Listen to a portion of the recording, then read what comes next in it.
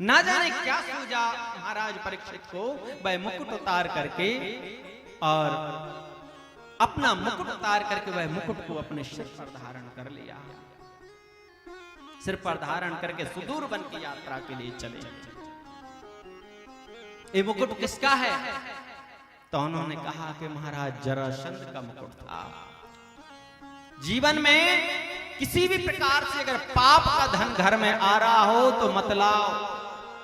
अगर हमारे घर में धन की भी कमी है तो जो धन हमारे घर में है उसी में संतुष्ट होने का प्रयास करिए। जो प्राप्त है वो पर्याप्त है। इस भाषा जीवन में सदैव अपने हृदय में रख लीजिए। शब्द के लिए जो प्राप्त है वो पर्याप्त है। महाराज अपना मुकुट धारण किए रहे थे, वो सबसे सुंदर बात थी, लेकिन पापी का जरासंध का मुकुट धारण महाराज ने कर लिया और सुदूर वन की यात्रा पर चले। महाराज रास्ते में क्या देख रहे हैं? एक गाय और एक बैल आपस में संवाद कर रही है। बैल के 3 पैर कटे हैं, लहू लुहान रक्त रंजित है बैल। एक पैर से बैल खड़ा हुआ है और गाय माता दुर्बल है। शरीर पर गाय के हड्डियां एक एक गिन लीजिए, ऐसी गाय की हड्डियां।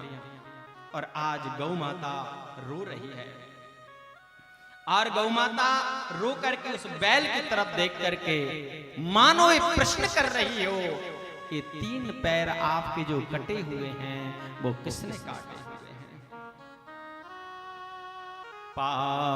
पादैर्न्यून शोचसि मे कपादो मात्मानं वा वृषलैवोक्षमाणम्।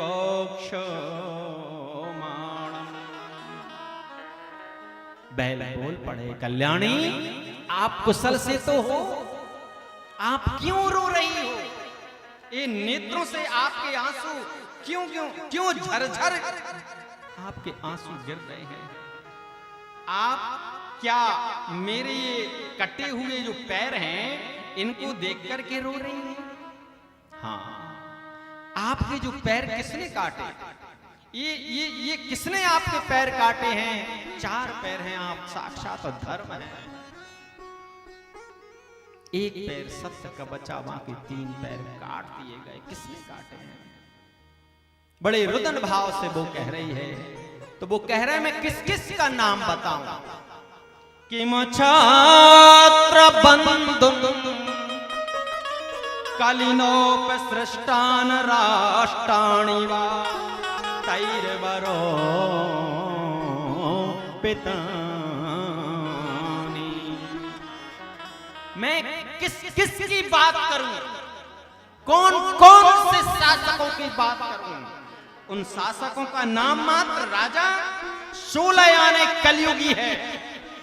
उन्होंने बड़े बड़े देशों को उजाड़ दिया है। क्या मैं उनकी बात करूं? और मैं किसकी बात करूं? देवी, ये पैर की बात अगर है तो ये तो कर्म है व्यक्ति का। कर्म प्रधान विश्वकारी राखा, कर्म प्रधान विश्वकारी राखा। जो जैसी करनी सो तस फल चाखा, जो जस करनी सो तस फल चाखा।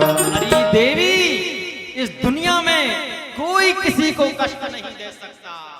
हर प्राणी का, हर जीवात्मा का अपना खुद का कर्म होता है। वो पुण्य भी और पाप भी वो खुद स्वयं उसका रचयिता होता है, वो खुद उसका भोगता होता है। मैं किसकी बात करूं? आप कह रही हो कष्ट, आप कह रही है दुख, आप कह रही है ये पैर कटने का कष्ट मुझे हो रहा है। तो देवी, दुख एक मन की कल्पना है। आप मन की, वेदांत कहता है कि दुख मन की कल्पना है। एक गंदी नाली में जो सुअर सो रहा है उसको भी उतना ही आराम मिल रहा है। एक डंलप के गद्दे पर जो सेठ आराम कर रहा है उसको भी उतना ही आराम है। नींद दोनों को आ रही है। एक किसान भाई अपने खेत में आराम कर रहा है, निद्रा उसको भी आ रही है। देवी मन की कल्पना है। दुख किसकी बात करें और मैं किस किस का नाम लूं? यह बात महाराज सुन रहे थे। महाराज झट से उनके पास आ गए, बोले आप कौन हैं? मुझे लगता है आप साक्षात धर्म हैं। देवी मुझे लगता है आप साक्षात पृथ्वी हैं। मैं आप दोनों को प्रणाम करता हूं। बताइए आपके ये किसने पैर काटे हैं? गाम च धर्म दुधाम दीनाम ब्रसम शूद्र पदाहता किम बसाम शास्त्रो बदनाम क्षमाम यव समक्षते माम। अरे गाय दूध देने वाली है, माता है। आज सज्जनों गाय पूरे देश में नहीं संपूर्ण भारत में आंदोलन कर रही है। गाय क्या कह रही है? आपने मेरे घर छीन लिए हैं। मैं जहां भोजन करती थी आपने वो मेरी जमीन छीन ली है। आप अपने बच्चों के लिए आपके पास जमीन आप पर्याप्त थी, पर्याप्त नहीं थी तो मेरी आपने भोजन की थाली छीनी है। और मैं सड़क पर आंदोलन कर रही हूं। मेरे पास ना घर है, ना मेरे पास मकान है, ना भोजन के लिए जमीन है, ना जायदाद है, कुछ नहीं है। मैं सड़क पर खड़ी हुई हूं।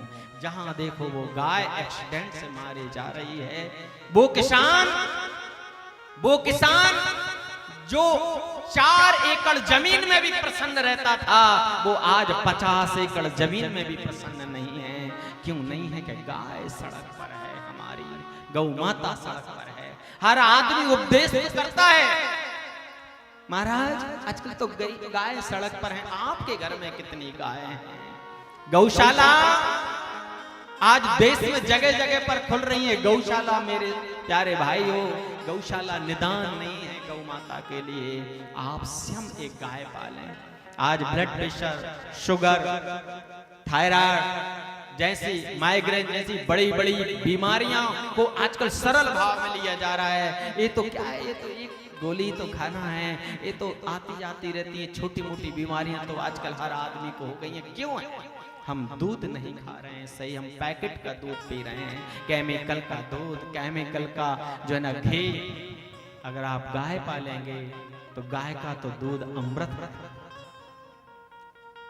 साइंस भी कहती है कि गाय के दूध में समस्त तत्व प्राप्त होते हैं जो आपके शरीर की आवश्यकता है। हो सकता है आपकी दवाइयां छूट जाएं, इसलिए मेरी बड़ी प्रार्थना है, करवत्त निवेदन है, अपने घर में एक गाय जरूर पालिए। जिस दिन प्रत्येक व्यक्ति एक गाय पालने लगेगा उस दिन सड़क पर गाय का आंदोलन बंद हो जाएगा, गौशालाएं भी बंद हो जाएंगे, आवश्यकता ही नहीं पड़ेगी।